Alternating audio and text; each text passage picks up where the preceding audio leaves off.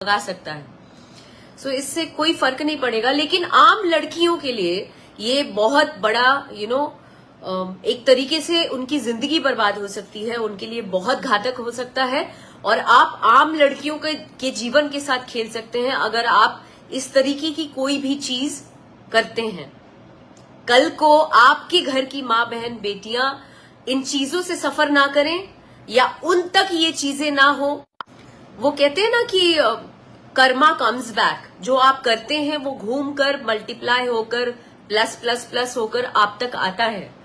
तो इसलिए मैं चाहती हूं कि कल को आपकी बहनों के साथ, आपकी माता बेटियों के साथ इस तरीके की चीजें ना हो। इसलिए मैं हाथ जोड़कर प्रार्थना करूंगी माता रानी से कि कभी किसी के जीवन में, कभी किसी लड़की के जीवन में इस तरीके की चीजें ना हो और ना आपके घर वालों के साथ ऐसा कुछ हो।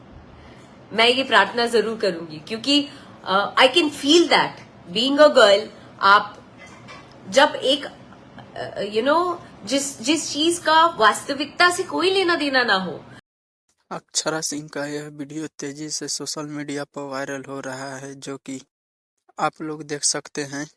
और पावर स्टार पवन सिंह ज्योति सिंह को तलाक दे दिए हैं और अपने साथ नहीं रख रहे हैं।